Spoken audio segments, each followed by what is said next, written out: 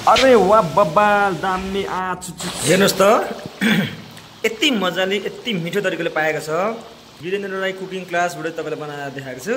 तपाईँहरूलाई खाउँ लागेन? हेर्नुहोस् त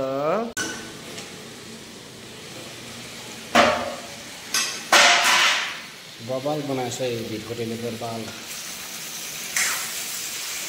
ओ माय गॉड टक्क हामीले चाहिँ गोर्खे सलाद पनि देखाउनु न हौ। कस्तो छ त? दामी छ?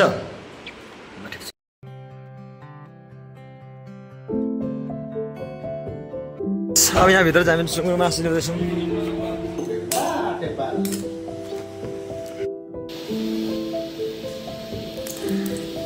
हामीले चाहिँ गरिसक्यौँ। अब यो तेल लगाइसकेपछि यो जिरा पड्काउने मजाले पड्काउने। जिरा कति आदिलामै जिरा मजाले पड्काउने। टक्क जिरा कालो भएपछि कालो भइसकेपछि प्याज हाल्नु। प्याजलाई सही भुट्ने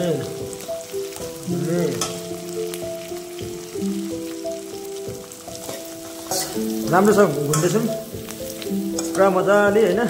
अब दामी हुन्छ। ब्राउन कलर भइसकेपछि प्याज गर्नुपर्छ।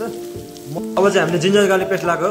तपाईँहरू पिसेर अदुवा पिसेर हाल्नु सक्नुहुन्छ। त्यो चाहिँ हामीले सम्भव छैन, त्यही भएर जिन्जर पेस्ट गरेको। गाउँघरमा खाँदाखेरि चाहिँ जिन्जर गार्लिक पेस्ट अलिअलि हाल्नु पर्दैन, किन यो चाहिँ अलिक गनाउँछ। त्यही भएर अब हामी गरम मसला हाल्छौँ। गरम मसला हाल्छौँ। यो गरम मसलामा सबैले हामीले चाहिँ जिरा र धनियाँ धुलोहरू सब हालिसकेको। यो रातो लाल खोर्सानी हालिसकेको।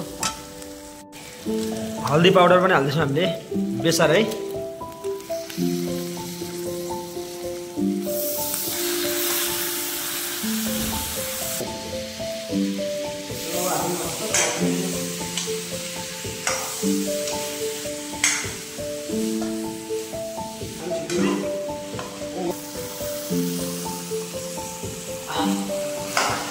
चलाउँदै गर्दै ढाकी पकाउने। मस्त पकाएपछि सिमला मिर्च हामीले रेडी गरिरहेको छौँ। टमाटरहरू सिमला मिर्च र टमाटर एकैसाथ हाल्दा हुन्छ। अब नुन हाल्यौँ माथिबाट। नुन लगायो भने छिट्टो गल्छ क्या, छिट्टो पाक्छ, छिट्टो भित्र जान्छ। त्यही भएर ल गाइस रातो भइसक्यो। अब यसरी पकाउनुपर्छ है। ल सुँगुरको मासु यसरी पकाउनुपर्छ है तपाईँहरूले।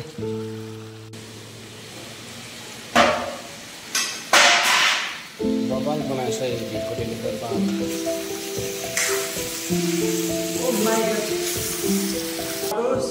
साथीहरू तपाईँहरूलाई थाहा छ सुँगुरको मासुमा सिमला मिर्च हालेर खाँदाखेरि कस्तो मिठो हुँदैछ नि। आज मैले हजुरहरूसँग बनाएको छु। हजुरहरू पनि यसै गरेर बनाउनुहोस् है, चाख्नुहोस् है।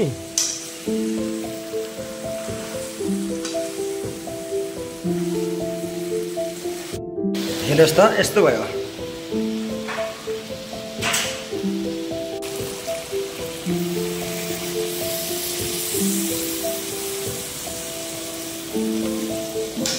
हल्का यसलाई चाहिँ रस लाउनुपर्छ। अनि दबदब ग्रेभी हुन्छ यसको ग्रेभी।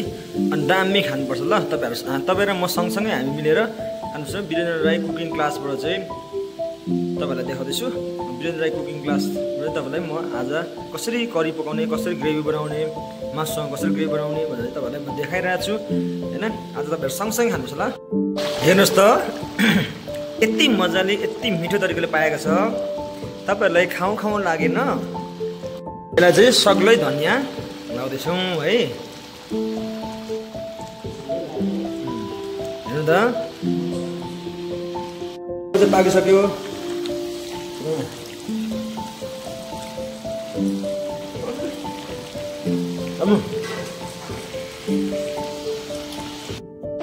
टक्क हामीले चाहिँ गोर्खे सलाद पनि देखाउनु न हौ। कस्तो छ त? दामी छ? टक्क मेरो चाहिँ यस्तो सिस्टम भनेको यस्तो हुन्छ। अलिकति राखेर यस्तो गरेर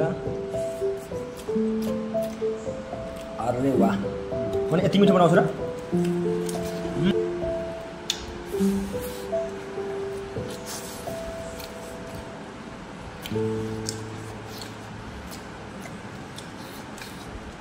च्यानललाई सब्सक्राइब गरिदिनुहोस् र नजिकै भएको बेल आइकन दबाइदिनुहोस्। भिडियो इन्ट्रेस्ट लागेकोमा र यस्तो भिडियो हेर्न चाहनुहुन्छ भने, कुकिङमा केही सिक्न चाहनुहुन्छ भने मलाई फलो गर्नुहोस्। Thank you for watching. नमस्कार।